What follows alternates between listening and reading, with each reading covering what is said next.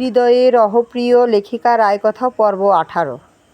শারমিন আরার মাথা দপদপ করে জ্বলছে। রুম অন্ধকার করে শুয়ে আছেন। দিনা কয়েকবার কথা বলতে এসে কড়া ধমক খেয়েছে। রহিমন বুয়া এসে তার দুঃখের কথা শুনিয়ে গেছে। আগে রাতের বেলা নিজের বাসায় যাওয়ার আগে স্বামী সন্তানের জন্য বক্স ভর্তি খাবার নিয়ে যেত।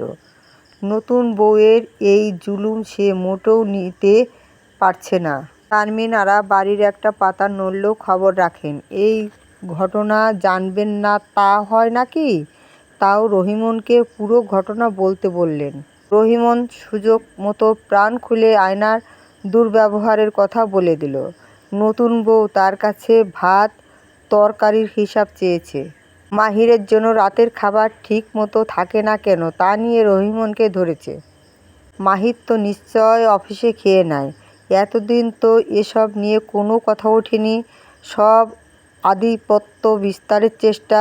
রুইয়ের ভালো পিসটা কি এখন গুরুজন রামিন দিনা মিনাকে রেখে ওনার জন্য তুলে রাখতে হবে? শারমিন আরা বেশিক্ষণ শুনতে পারলেন না। কর্কশ্বরে বললেন, আমাকে মহাভারত শুনিয়ে লাভ কি? যার কথা পারলে তাকে বলো। জাহান্নামে যাক এই সংসার। রহিমন ভেবেছিল শারমিন আরা হয় আয়নাকে বাড়ি মেরে সোজা করবে অথবা রান্না অনাচারে পরিমাণ বাড়িয়ে দিবে। দুটোর কিছুই হলো না। শারমিন আরার মাথা ব্যথার সূত্রপাত রামিনের থেকে। এই নষ্ট ছেলে তার জীবনকে ধ্বংস করে দিচ্ছে। সব সময় কোনো না কোনোভাবে জোগাড় করলেও এই নতুন জেদ মেটানো উনার পক্ষে অসম্ভব ব্যাপার। সেদিনের পর মনসুর সাহেবের ব্যবসা আর কোনো দিনই ঠিকমতো দাঁড়াতে পারেনি। এখনও শুধু চলার জন্য চলছে কোনো রকম। মাহির আগে বেতনের পুরো খামটায় তার বেডরুমের টেবিলে রেখে যেত। এখন সেটাও বদলে গেছে। সব ঝামেলা তার জন্যই আসে। সবের মধ্যে আয়নার রাহিমনের সাথে বাড়াবাড়ির ব্যাপার তার কানে এসেছে। আশ্চর্যের বিষয় হলো তার ছেলে এ নিয়ে তার কাছে বিচার নিতে আসেনি। উল্টো চেঁচামেচি বন্ধ করে উদাসীন হয়ে ঘুরে বেড়াচ্ছে। অথচ এর জের ধরে এই গ্রামের মেয়েটাকে জন্মের মতো সিধা করে দিতে পারতেন। কত বড় সাহস তার ছেলেকে যা তা বলতে আসে। কোনো কিছুই তার মন মতো হচ্ছে না। সবাই কেমন বিয়ের ব্যাপারটা সহজভাবে মেনে নিয়েছে। গৃহপ্রবেশের সাথে সাথে সারা বাড়ির আবহাওয়াটাই পাল্টে গেল। শেষ এমন হয়েছিল মাইমুনার সময়। এরা একের বার আসে আর শারমিন আবার আয়ত্ত আধিপত্য ঘূর্ণ ধরিয়ে দেয় সহজেই। না পরিশ্রম করেই সব পেয়ে যায় তারা। হ্যামিলনের ইঁদুরদের মতো সবাইকে বশ করে নেয়। আয়না কুলসুম বেগমের জন্য একটা ডেলিভারি পাঠিয়েছিল।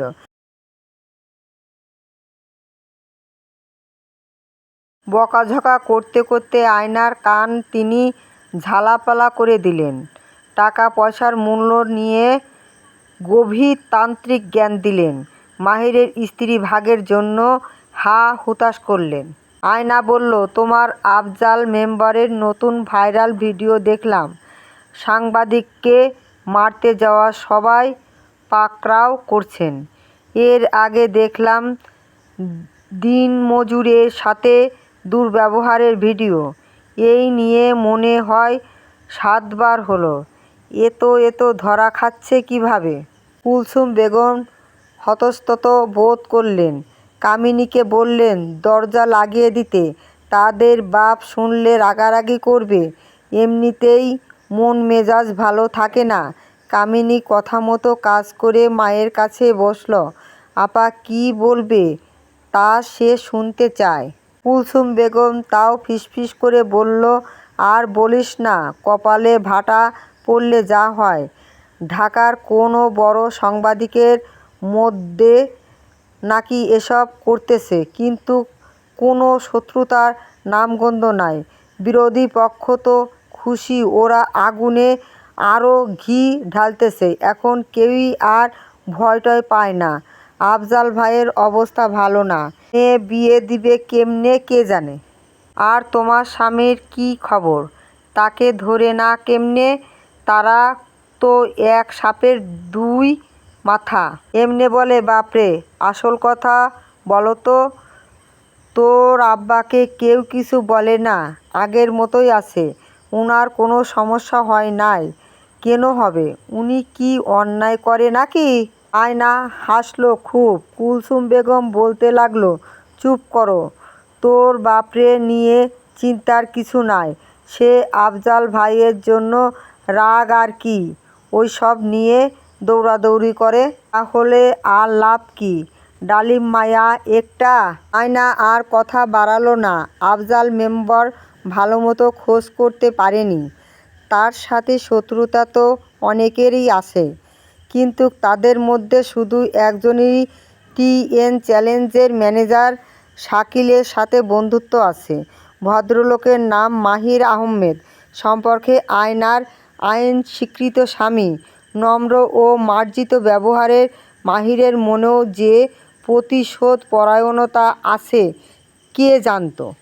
প্রায় 100 কিলো দূরে থেকেও আফজাল মেম্বারকে পথে নামিয়ে ফেলেছে প্রায়, কিন্তু আবার খুব শক্ত পয়েন্টে রফিক সরকারকে তোপ থেকে সরিয়ে নিচ্ছে। কিন্তু কেন? আয়নার জন্য? রাত বেশ গভীর হয়েছে।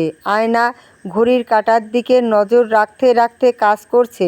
এরকম দেরি হলে মাহির সব সময় কল দিয়ে জানিয়ে রাখে, দুশ্চিন্তা করতে বারণ করে। আজ এখন পর্যন্ত কোনো খোঁজ নেই।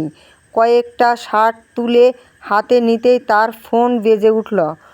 আননোন নম্বর দেখে আয়না কল রিসিভ করল না, কিন্তু কয়েকবার বেজে উঠতেই তার মন কেন যেন অশান্ত হলো। সে কয়েক পলক থেমে ফোন কানে ধরল। হ্যালো হ্যালো, আপনি কি মাহির আহমেদ সাহেবের ওয়াইফ বলছেন? চকিত আয়না শক্ত হয়ে বসল। কে বলছেন? শফিকুল, ওনার কলিগ। একটু মাহির সাহেবের পরিবারের কাউকে দিন। ভদ্রলোকের গলার স্বরে অস্থিরতা আয়নার মনেও সংক্রমিত হলো। সে বলল, জি বলছি, বলুন কি হয়েছে।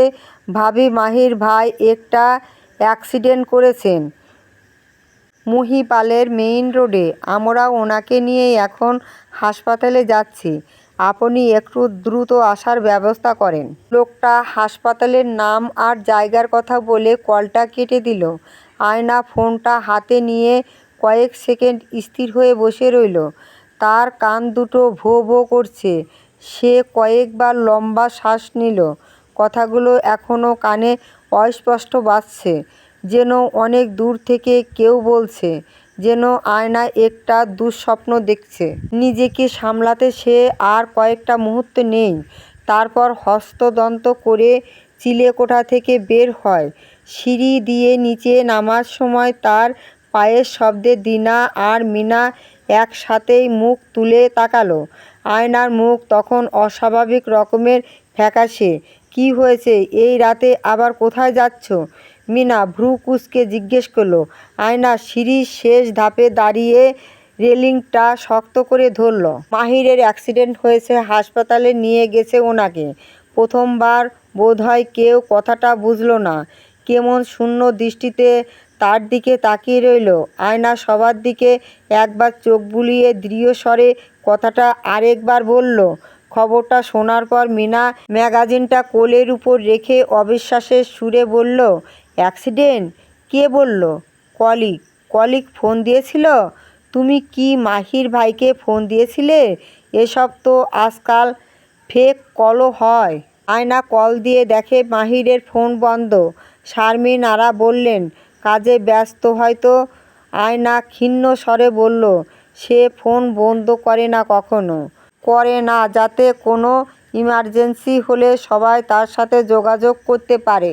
মনসুর সাহেব বললেন, আয়না অস্থির হইও না, খবর নিয়ে দেখি আমরা আগে।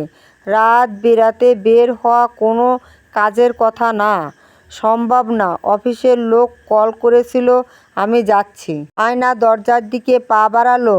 রামিন এতক্ষণ ডাইনিং টেবিলের ওপাশে বসে এক হাতে পানির গ্লাস নিয়ে অন্য হাতে ফোন টিপছিল। সে গ্লাসটা শব্দে নামিয়ে রেখে বলল, আরে দাঁড়ান, এখন ওই রাত দুপুরে একলা যাবেন নাকি? আগে তো কনফার্ম হতে হবে। আয়না দরজার কাছে গিয়ে থামল। সে পেছন ফিরে ওদের দিকে তাকালো। ওদের চোখে মুখে কোনো উদ্বেগ নেই, যেন আয়না অবেলায় বাড়াবাড়ি করতে এসেছে। আয়না আর একটা কথাও বলল না। সে ড্রয়ার থেকে মেইল গেটটার চাবিটা নিয়ে দরজা খুলে বাইরে বেরিয়ে এলো। ওর এই জেদ দেখে রামিন গজগজ করতে করতে উঠে দাঁড়ালো। উফ, আচ্ছা দাঁড়ান, একা গেলে আবার পরে মাহির ভাই চিল্লাবে আমার উপর। বাড়ির সামনে এসে দাঁড়ালো ওরা দুজন। মেইন রোডে কোনো রিক্সা নেই। রাত গভীর হওয়ায় রাস্তাঘাট একদম শুনশান। রামিন পকেটে হাত দিয়ে ফোন টিপছে, উবার খোঁজার চেষ্টা করছে। আয়নার মনে হয় তার পায়ের নিচের মাটিটা কাঁপছে। এক একটা সেকেন্ড যেন এক একটা ঘন্টার মতো বরফ হয়ে বাধা দিচ্ছে। অবশেষে একটা খালি রিক্সা পাওয়া গেল। 3 গুণ ভাড়া ঠিক করে রিকশায় ওঠার পর রামিন এক পাশে চুপচাপ বসে রইল। কিন্তু আয়নার মাথার ভেতর তখন প্রলয় চলছে। সে সব সময় নিজেকে খুব সংযত আর ধীর স্থির রাখতে পছন্দ করে। যে কোনো পরিস্থিতিতেই তার মাথা ঠান্ডা থাকে। কিন্তু আজ কেন জানি সব কিছু উলটপালট হয়ে যাচ্ছে। রিকশার চাকার ক্যাশ ক্যাশ শব্দটা তার কানের ভেতর হাতুড়ির মতন বাজছে। সে নিজেকে প্রশ্ন করল, আজ মাহিরের যদি বড় কিছু হয়ে যায়। আজ মাহির যখন ঘর থেকে বের হয়ে গেল, তখন আয়না কেন একবারও পেছন থেকে ডাকলো না? কেন একটু ভালো করে কথা বলল না? তার মনে পড়ল মাহিরের সেই ক্লান্ত চোখ দুটো। সারাদিন রোদে পুড়ে কাজ করে এসে লোকটা যখন তার কাছে নিঃশব্দে একটু প্রশান্তি চায়, তখন আয়না তাকে একরাশ অবজ্ঞা আর দূরত্ব ছাড়া আর কিছু কি দিয়েছে কখনো? কেন এমন করলাম আমি? আয়না নিজের কোলের উপর রাখা হাত দুটো শক্ত করে মুঠোর ভেতর চাপল। তার আঙুলের গাঁটগুলো সাদা হয়ে গেছে। তার গাম্ভীর্য আজ যেন তাসের ঘরের মতো ভেঙে পড়ছে। আয়না অস্পষ্ট স্বরে বলে উঠল, একটু তাড়াতাড়ি চালান না ভাই। রামিন অবাক হয়ে আয়নার দিকে তাকালো। সে কোনোদিন আয়নাকে এভাবে অস্থির হতে দেখেনি। আয়না বুঝতে পারল সে নিজের নিয়ন্ত্রণ হারিয়ে ফেলছে। তার চোখের কোণটা জ্বালা করছে। কিন্তু সে এখন কাঁদতে পারবে না। তাকে শক্ত থাকতে হবে। অথচ মনের কোণে একটা ভয় বারবার ফিসফিস করে বলছে, যদি কথা বলার আর সুযোগই না পাওয়া যায়। হাসপাতালের ইমার্জেন্সিতে ঢোকার পর আয়না দিগ্ভ্রান্তের মতো হাঁটতে লাগলো। করিডোরের ধবধবে সাদা বাতিগুলো চোখে বিঁধছে। মাহিরের অফিসের 2 জন লোক করিডোরের এক পাশে দাঁড়িয়ে ছিল।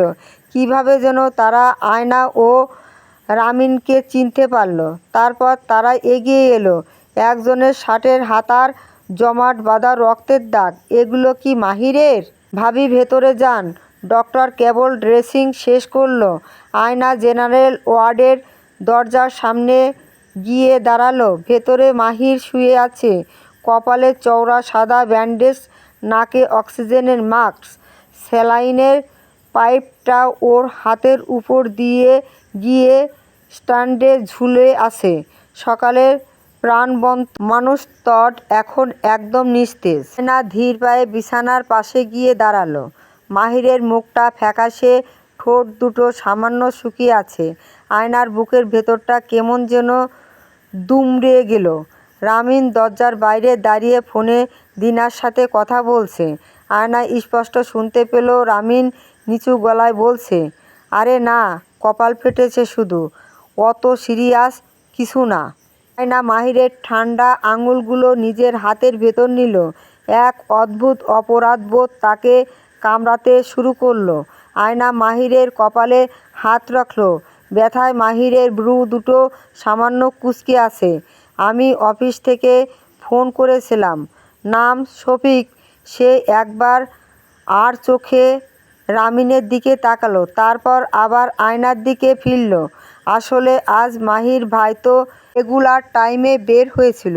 আমি একটু লেট হয়ে যাই অফিসে, কাজ ছিল, ফিরতে ফিরতে রাত হয়ে যায়।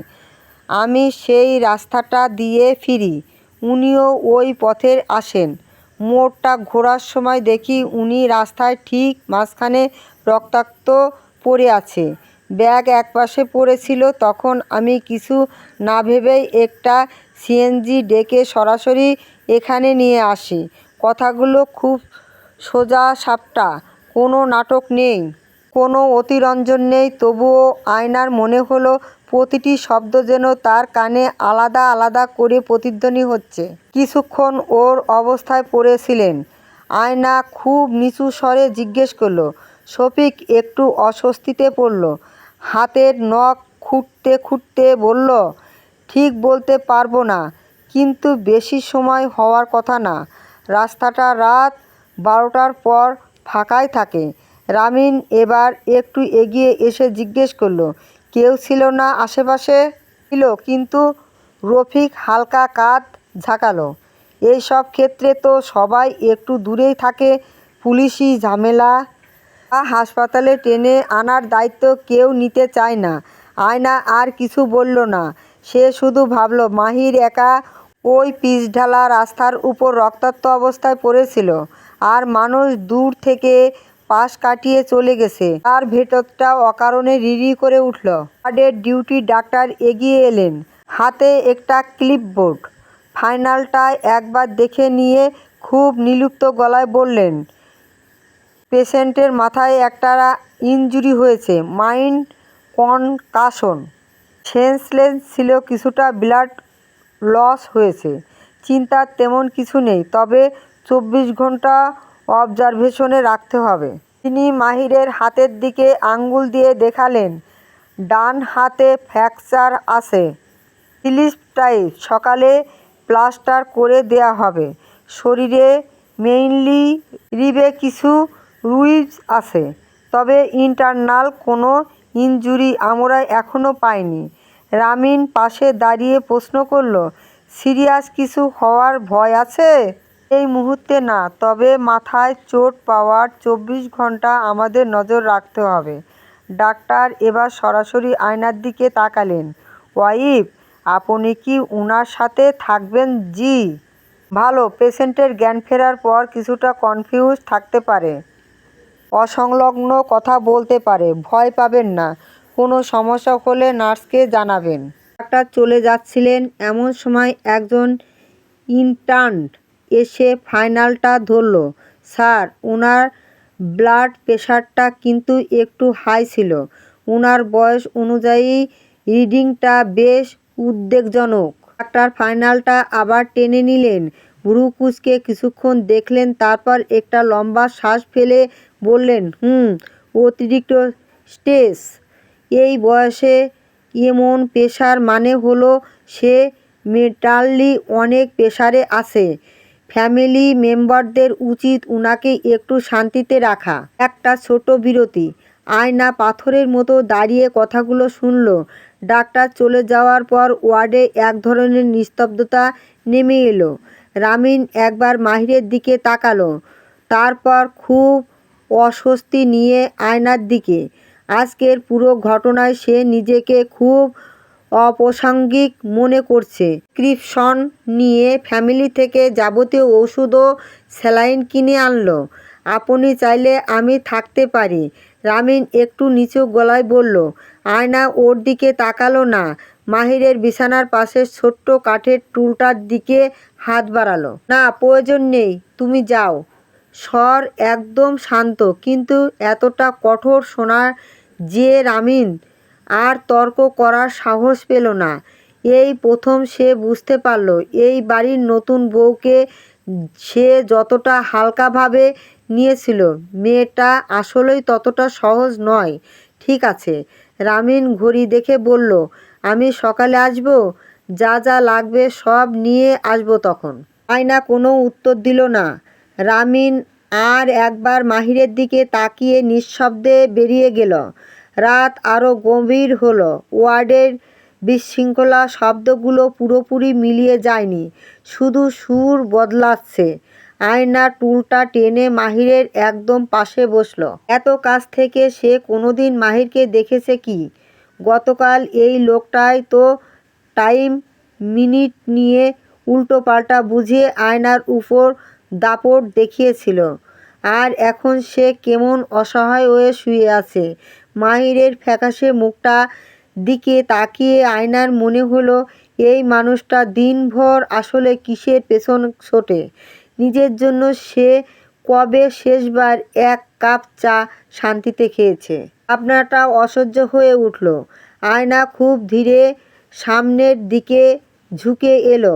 এক মুহূর্ত দ্বিধা করল সে, তারপর খুব আলতো করে নিজের ডান হাতের আঙুলগুলো মাহিরের হাতের অনড় আঙুলগুলোর উপর রাখল। শক্ত করে ধরা নয়, কেবল একটু ছোঁয়া। সে শুধু একটু নিশ্চিন্ত হতে চাইল যে এই অবিন্যস্ত বিশ্বাসের নিচে প্রাণটা এখনও ধুকধুক করছে তো, লোকটা বেঁচে আছে তো। আঙুলের ডগায় মাহিরের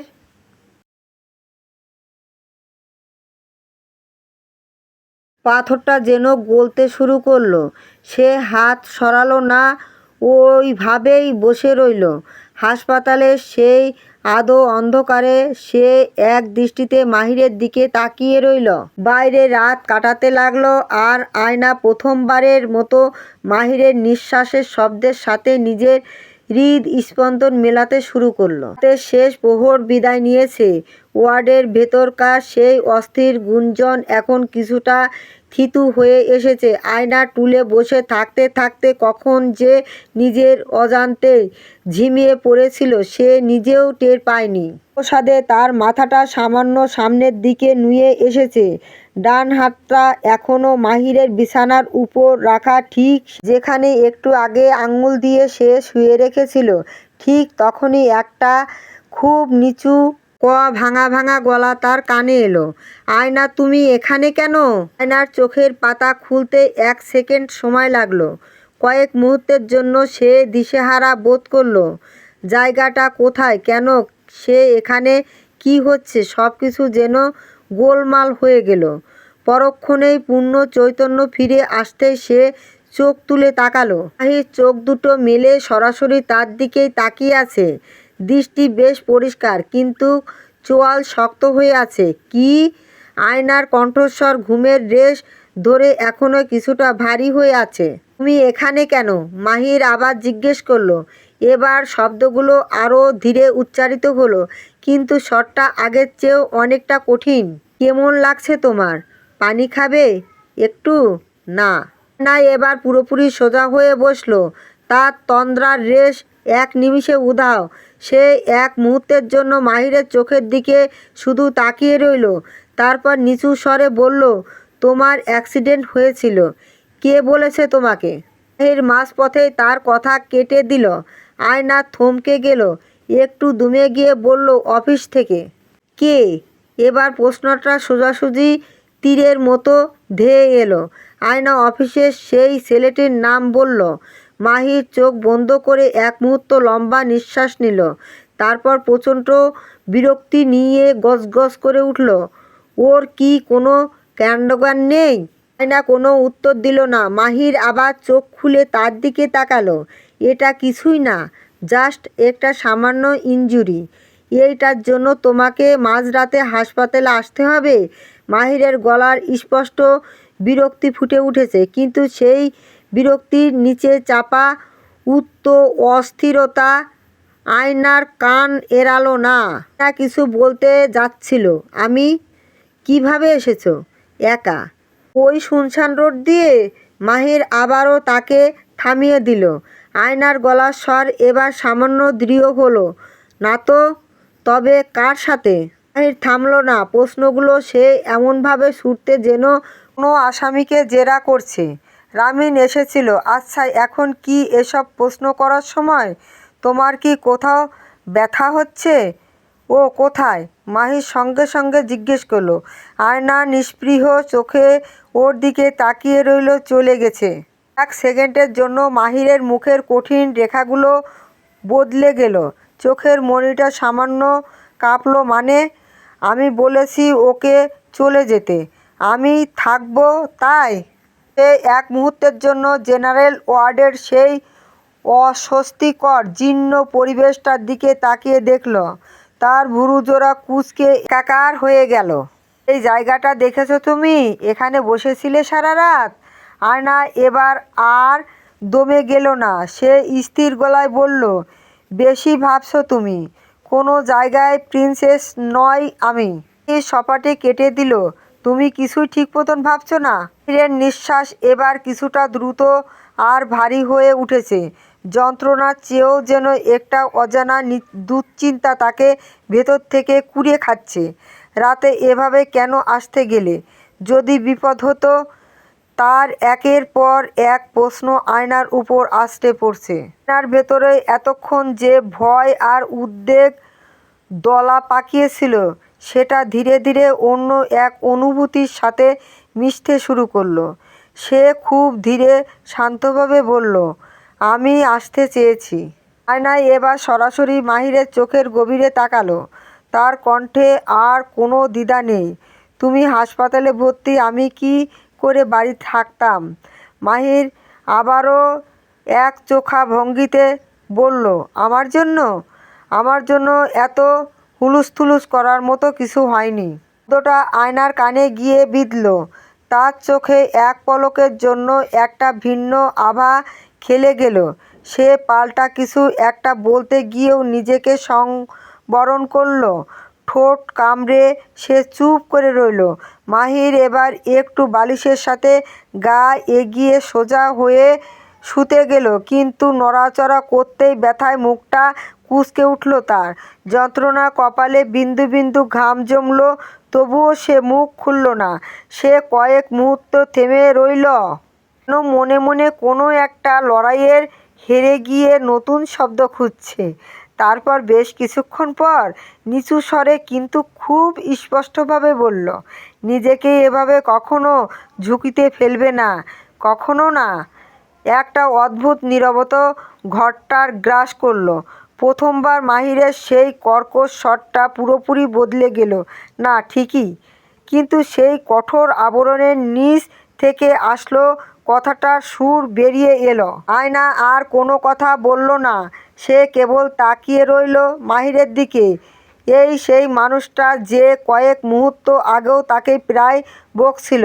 সে মানুষটা এখন তাকে নিজের অস্তিত্বের চেয়ে বেশি গুরুত্ব দিয়ে কথাগুলো বলছে। মাহিরের শব্দগুলো রুক্ষ হতে পারে, কিন্তু সেই শব্দের পেছনে অর্থটা আয়নার কাছে একদম জলজান্ত হয়ে ধরা দিল। সে খুব আস্তে, প্রায় অস্পষ্ট স্বরে বলল, তো আর কার জন্য হুলস্থুল করব আমি? মাহির এবার একদম চুপ হয়ে গেল। সে চোখ সরিয়ে নিল, কোনো উত্তর দিল না। আয়না চট করে উঠে চলে গেল। মাহির চিন্তিত হয়ে সে পথে তাকিয়ে রইল। সত্যি চলে গেছে মেয়েটা একা একা? আসলে আর আসবে না? টনটনে ব্যথায় শরীর আছাড় হয়ে আসে, মাথা ঝিমঝিম করছে। কেন এত কথা একনাগাড়ে বলতে গেল সে? তবে আয়না চলে যায়নি। ডাক্তার ডাকতে গিয়েছিল। নিঃশব্দে দাঁড়িয়ে থাকে সে, যতক্ষণ ডাক্তার মাহিরের চেক আপ করে। মাহির শত চেষ্টা করেও তার সাথে দৃষ্টি মেলাতে পারে না। আয়নার মুখে মেঘ জমেছে। সে যখন চলে যেতে উদ্যোগ হয়, তখন মাহিরের করুণ স্বর শোনা যায়, ভয় পেয়েছিলে আয়না? কিছু হয়নি তো আমার, দেখো। রাগ করো না সোনা, যেও না প্লিজ, একটু তাকাও আমার দিকে।